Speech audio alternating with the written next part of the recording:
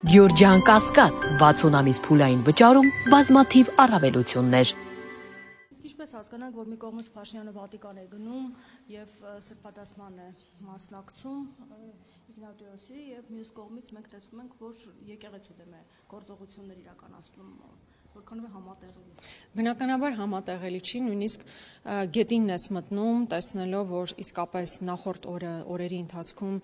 հայ առաքելական սուրբ եկեղեցու հոգևորականների է եւ նաեւ Սրբազանի կալանավորում, հետո այսպես որպես քրիստոնյա ժողովրդի վարչապետ գնում եւ այս նման արարողությունների է մասնակցում, սա իհարկե աբսուրդ է։ Իհարկե տեսնում եմ, որ այս շղթան հատկապես եկեղեցու նկատմամբ իրականացված փորձելու է հանգուցալուծել նաեւ կաթողիկոսի նկատմամբ ինչ որ գործողություններով հիմա ձերբակալում կալանավորում թե այլ տրամաբանությամբ դա տեղի կունենա ժամանակը ցույց կտա, բայց այն ձայնագրությունները, որ հրապարակվել է, այն տրամաբանությունը, որ թեմերի տարբեր առաջնորդներ են կալանավորում, ընդհանուր շղթայի մի մաս են, որը անխուսափելիորեն տանելու է։ Ու խնդիրը ոչ միայն կաթողիկոսը չի, հիմա ամեն անգամ ես փորձում եմ սա եւս մեկ անգամ շեշտադրել, թույլ տվեք այս անգամ էլ անել, որ խնդիրը առանձին անհատներ չեն, խնդիրը առանձին հոգևոր դասի ներկայացուցիչները չեն եւ ոչ էլ կաթողիկոսի անձն է, խնդիրը եկեղեցին է, խնդիրը եկեղեցին որպես ինստիտուտ ոչնչացնելն է կամ այնքան թուլացնելն ու հպատակեցնելն է,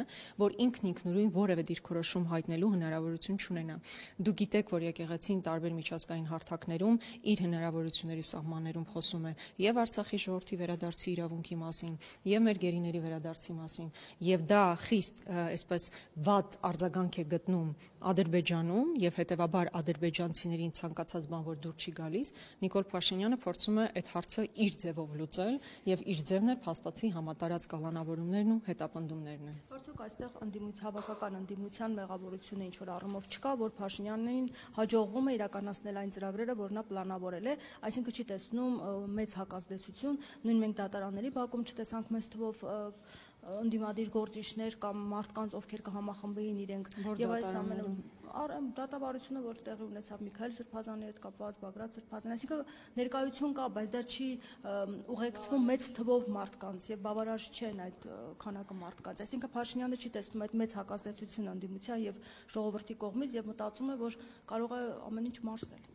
Ես պետք է մասամբ համաձայնեմ ձեր դիտարկումների եւ դիրքորոշումների հետ, որովհետեւ եթե օրինակ խոսքը վերաբերում է Միքայել Սրբազանին, եթե դուք եղել եք Մայրաթորում, վստահաբար տեսած կլինեի գրեթե մեր բոլոր պատգամավորներին, ովքեր գտնվում էին այնտեղ, ովքեր կոչով հնչեցնում էին, որ պետք է գալ եւ պաշտպանել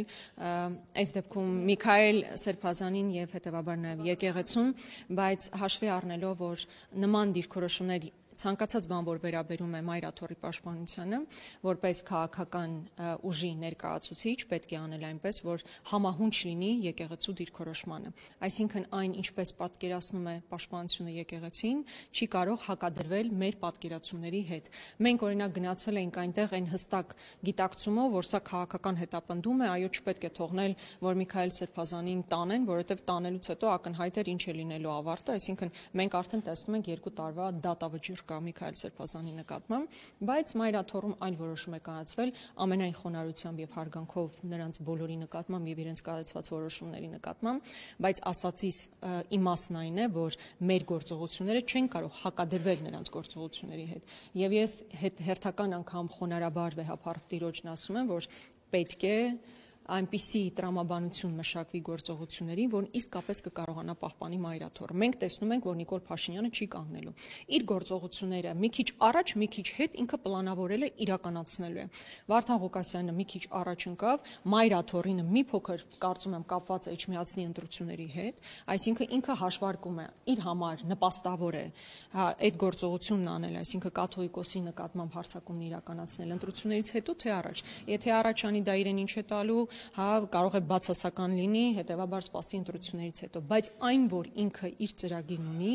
վստահաբար կա, կարծում եմ Հայաստանի Հանրապետությունը բոլոր քաղաքական ուժերը արձանագրել են արդեն, որ այդ հարձակումը վաղ թե ուշ տեղի է ունենալու եւ դուք ճիշտ եք ասում, քաղաքական ուժերը համախմբված պետք է հակազդեցության օջախ ձևավորեն, որը համահունչ կլինի Մայրաթորի պատկերացումների հետ։ Ընդդիմադիր, իսկապես ընդդիմադիր ուժ։ Այո, երեք դուք տեսաք, որ Մայրաթոր ուխտագնացություն խաղաղություն եղավ, մոմավառություն եղավ եւ կարծում եմ մարդկանց բազմաշատությունը եւ այսպես համառ այնտեղ ներկայությունը մեծ մեսիջ էր նաեւ քաղաքական մեծամասնությանը, որ ցանկացած գործողության դեպքում մարդիկ կազմակերպված, ինքնաբուխ, ցանկացած տրամաբանությամբ գնալու են մայրաթոռը պաշտպանելու, որովհետեւ սա անձի խնդիր չէ։ Եթե սա միայն կաթողիկոսի խնդիր լիներ, խնդրում եմ ինձ բացատրեք, թե ինչու են այս պահին 3 թեմի առաջնորդներ ձերբակալված, կալանավորված։ Եթե սա միայն կաթողիկոսի հարցներ չէ, սա ամբողջ ինստիտուտի եւ վերնախավի գլխատում է, որը կրկնում եմ մեկ նպատակ ունի՝ հնարավորինս թույլատրել մեր ազգային ինքնության պահպանման հիմնական ինստիտուտներից մեկին։ Գալով մեկ այլ թեմայի, 44-օրյա պատերազմի զեկույցը այդպես էլ լիագումար նիստի օրակարգում չի ընդգրկվում այս պահի դրությամբ։ Ձեր կարծիքով սա իրավական խնդիր է, թե ընտրություններից առաջ իշխանությունը որոշել է չանդրադառնալ պատերազմի թեմային, գուցե որ նոր կրքեր չբորբոքվեն, նոր հարցեր չառաջանան։ Բնականաբար իրենք հիմնավորում են որոշակի իրավական կարգավորումների թերացումով, որ այս պարագայում հնարավոր չէ, որ լիագումար նիստերի քննարկման առարկա դառնա։ Ես անձամբ չեմ կարդացել, հնարավորություն դեռ չեմ ունեցել ծանոթանալ այդ զեկույցին, բայց իմ գործընկերները ծանոթացել են եւ ես առհասարակ կարծում եմ ի սկզբանե մեր չմասնակցելն էլ այդ տրամաբանության մեջ էր, որ չի կարող այն ուժը, որի օրոք եղել է պատերազմը, օբյեկտիվ քննություն իրականացնել, որովհետեւ սեփական հետքի վրա էին դուրս գալու ի վերջո։ Հետևաբար այդ ուժի կողմից պատրաստված ցանկացած զեկույց այն գլխից ոչ օբյեկտիվ է, ոչ ընկալելի է։ Միևնույն ժամանակ ես կարծում եմ, թե ինչու այն չհրապարակվեց, ինչու քննարկման առարկա չդարձավ, որովհետև այս իշխանությունը գնում է ընտրություններին, նախընտրական քարոզարշավի հիմնական թեզը, օրակարգը խաղաղության օրակարգն է։ Եվ եթե սկսվեր քննարկվել այս թեման, բնականաբար տարբեր հարցադրումներ էին հնչեցվելու, տարբեր կոնտեքստներ էին բացվելու, տարբեր քննարկման առարկաներ էին լինելու, որը վերաբերելու էր պատերազմին, իրենց հանցավոր գործունեությունը, հանցավոր անգործությանը։ Հետևաբար իրենք նախընտրեցին այս ընդհանուր խաղաղության օրակարգի համատեքստում որևէ կերպ քննարկման առիթ չդարձնել 20 թվականի պատերազմը եւ դրա պատճառները։ Կարծում եմ ընդհանրապես սա է, որովհետեւ կրկնում եմ, եթե մտածենք, որ այնտեղ այնպիսի բաներ կան, որոնք իրենք չէին ուզենա որ բացահայտվել, դուք կարծում եք իսկապես Անդրանիկ Քոչարյանի գլխավորությամբ այդ կառույցը կարողանա, այդ հանձնաժողովը կկարողանար նման եզրահանգման գալ, դուք կարծում եք այնտեղ որպես եզրակացություն լինելու էր, որ մենք իշխանություններս պատասխանատվություն ենք կրում պատերազմի համար, բնականաբար ոչ։ Իրենց խնդիրը միայն այս խաղաղության ընդհանուր օրակարգի եւ թեմայի շրջանակներում թույլ չտալ պատերազմի մասին հերթական անգամ քննարկում տեղի ունենա։ Սպասումները չի բավարարվել եւ դրա համար որոշեցին ուղարկել արխիվ, ավելի մեծ ակնկալիք իշխանության մտածում էին, որ հետքեր կգտնեն, սլաքները կուղվեն բարձրաստիճան զինվորականների կողմը։ Ես չգիտեմ իրենք ինչ էին նախատեսել, ինչ ստացան, ես տեսա, որ այդ ամբողջ ընթացքում բավականին հաջող շոուներ ստացան, իդեմս նրա, որ Նիկոլ Փաշինյանը եկավ, այնտեղ բաց նիստի ժամանակ որոշակի շոու կազմակերպվեց, իրենց դա էր հետաքրքիր։ Մեզ էլ ես հիշում եմ, ասում էին քննադատաբար մեզ ասում էին, բա դուք էլ եկեք մասնակցեք, ձեր հարցերը տվեք, պատասխանները ստացեք։ Իբր դուք որ հարցերը տվեցիք, պատասխանը ստացաք, վերջը ինչ եղավ։